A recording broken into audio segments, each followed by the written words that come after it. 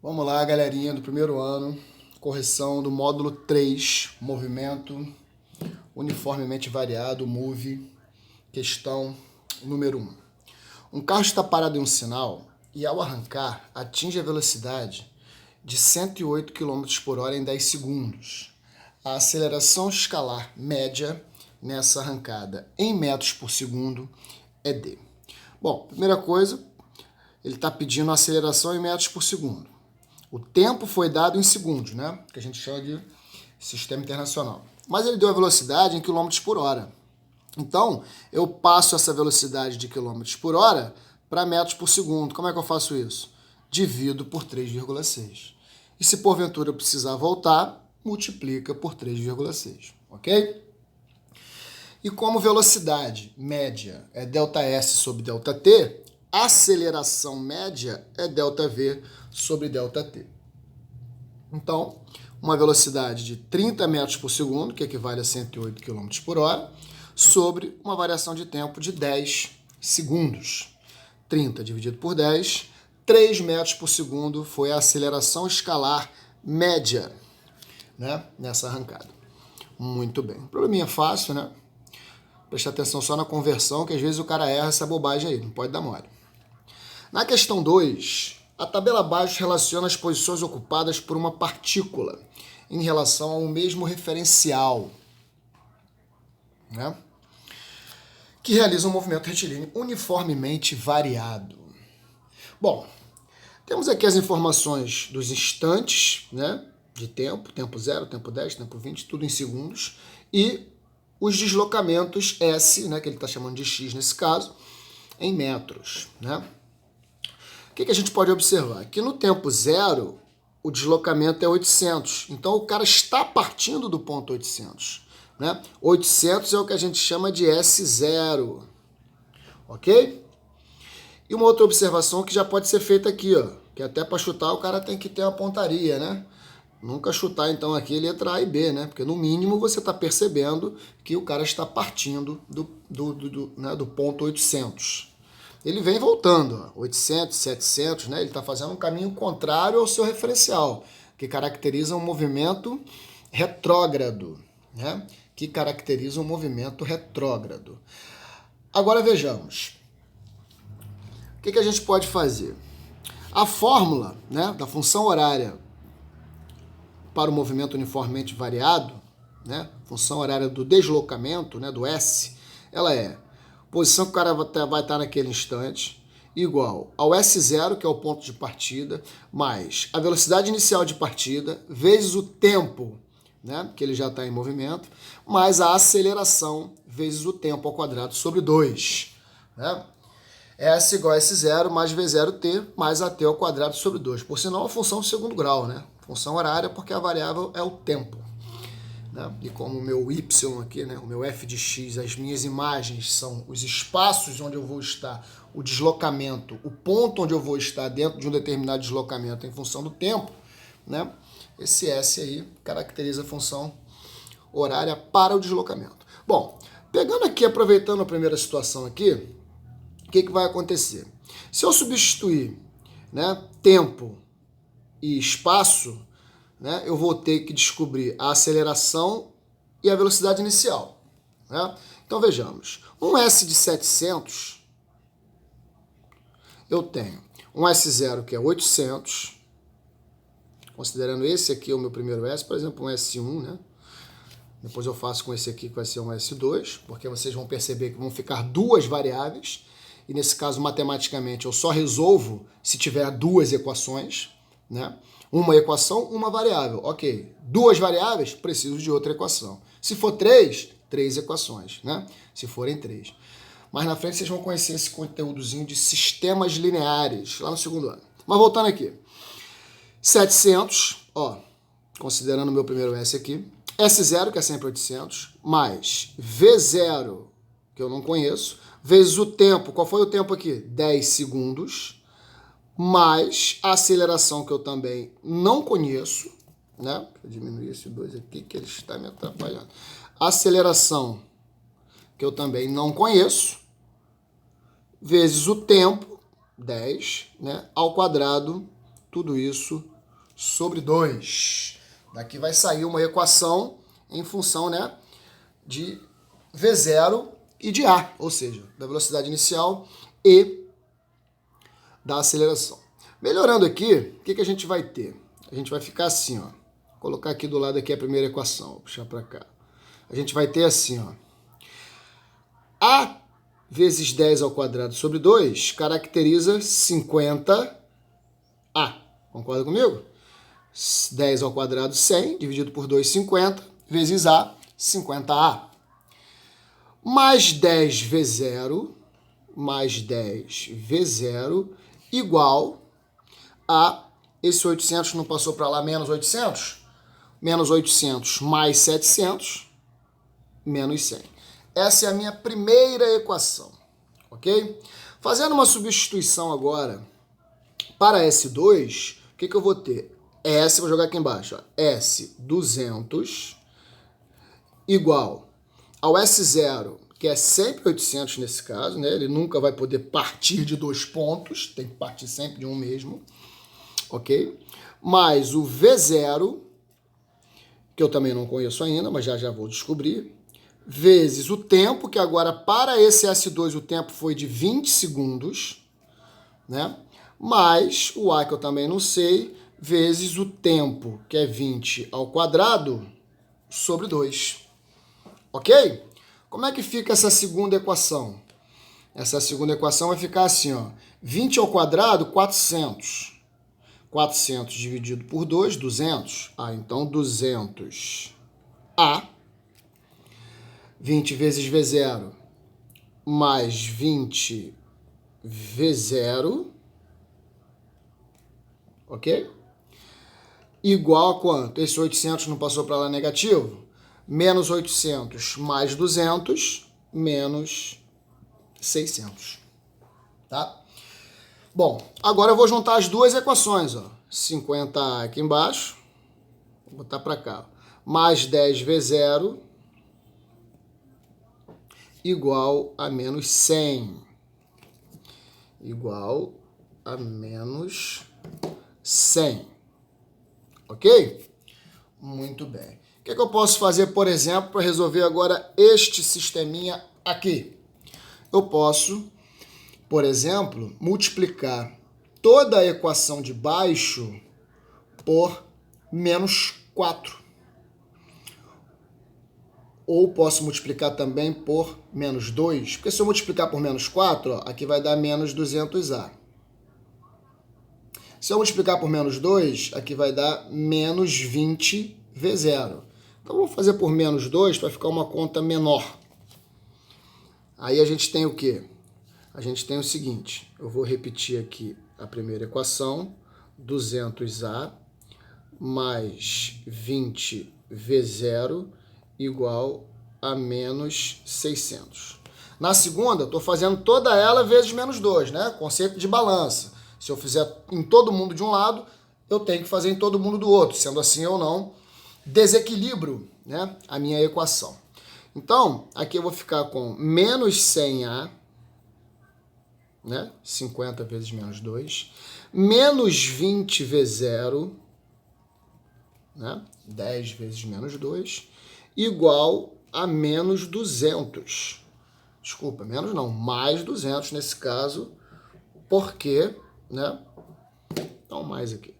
Mais 200, porque menos 100 vezes menos 2 vai dar mais. Agora, eu posso usar o procedimento de adição. E fazendo o procedimento de adição, o que a gente vai ter?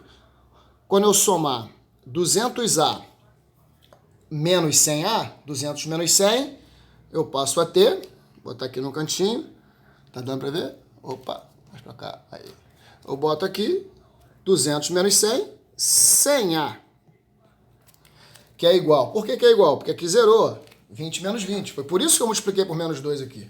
Se eu multiplico por menos 4, eu zerava o A e descobri o V. Né? O V0. Depois eu volto lá e substituo. Então, esse é o procedimento do método da adição para a resolução de sistemas de ordem 2. Ok. Então, aqui zerou, igual, tá? Igual. Menos 600 mais 200, menos 400, né? Menos 600 mais 200. Ah, então quanto que vale esse A? Corta aqui, ó, 2 zeros de cada lado. O A vale menos 4 dividido por 1, que é menos 4, nesse caso, metros por segundo ao quadrado. Ok? Menos 4 metros por segundo ao quadrado. E aí, substituindo em qualquer uma delas aqui, ó, por exemplo, nessa aqui mesmo, aproveitando aqui, ó, que tem um espacinho, eu vou dizer então aqui 50 vezes menos 4, atenção ao parênteses, quando o cara for negativo, mais 10 vezes 0 é igual a menos 100. Ok? Bom, 50 vezes menos 4, menos 200, que vai passar para cá, mais 200. Então, eu tenho que 10 vezes 0 é igual a mais 200, que passou para cá, menos 100, que já está aqui. Então, 10 vezes 0 é igual a 100. Cortei um zero de cada lado, cheguei à conclusão que o meu V0 vale 10 metros por segundo. Então, ó, o A vale menos 4 metros por segundo ao quadrado e o V0 vale 10 metros por segundo. Por fim, agora, o que eu preciso fazer? Basta eu substituir nessa fórmula aqui, ó, do movimento uniformemente variado, que eu vou descobrir qual é a equação, né, adequada. Então, vejamos. O que eu vou ter? Então, eu tenho que o S, que é o X, é igual a S0, que é 800, né? Agora o V0. Quem é o V0 que você achou? 10 metros por segundo ao quadrado. Ah, então, 800 mais V0 vezes T, ou seja, mais 10 vezes T, né? Mais AT ao quadrado sobre 2. Mas quem é o que você achou? No caso aqui, então, menos 4t ao quadrado sobre 2. Menos 4 sobre 2 dá quanto? Menos 2. Então, a minha equação é 800 mais 10t menos 2t ao quadrado. Opção certa, letra C. 800 mais 10t menos 2t ao quadrado, assim como a gente achou aqui. Ok? Um probleminha trabalhoso, mas um probleminha que explica bem, né, as situações que ocorrem no movimento uniformemente variado, que diferentemente do movimento uniforme, existe uma aceleração não nula, que vai modificar essa velocidade. Né? No módulo anterior, a velocidade era sempre a mesma, porque a aceleração era sempre zero, por conta do movimento ser uniforme. Né? O movimento uniforme representa uma aplicação prática de uma função do primeiro grau, por isso ele é linear, né? Comporta-se sob a forma de reta, e o movimento uniformemente variado, né, é um exemplo, uma aplicação de função do segundo grau, por isso ele se comporta de um comportamento parabólico, né? E isso, obviamente, nas suas funções horárias para o deslocamento. Questão 3. Ao iniciar a travessia de um túnel retilíneo de 200 metros de comprimento, um automóvel de dimensões desprezíveis, coitado, seu desprezível, movimenta-se com velocidade de 25 metros por segundo. Temos um desenho aí ilustrando a ideia. Durante a travessia, desacelera uniformemente, saindo do túnel, com velocidade de 5 metros por segundo. Então ele entrou com a velocidade maior e saiu com a menor, ou seja, ele está freando, né? Essa aceleração certamente é negativa. Mas ele quer o módulo da sua aceleração escalar. Obviamente, módulo é sempre positivo. Já já estaremos detalhando isso melhor também nas aulas de matemática. Ok? Bom, é o típico problema que o cara não dá o tempo. Ele não dá informações de tempo. E no movimento uniformemente variado, quando o problema não der informações sobre o tempo, você já tem que ficar com a pulga atrás da orelha. Pulga atrás da orelha em cima do nosso famoso titio Torricelli, que é v ao quadrado igual v0 ao quadrado mais 2 vezes a vezes ΔS. Né? É uma das equações que o videozinho também apresentou para vocês, né? Do movimento uniformemente variado. Vamos fazer então as substituições. Velocidade final. O cara sai do túnel com 5 metros por segundo.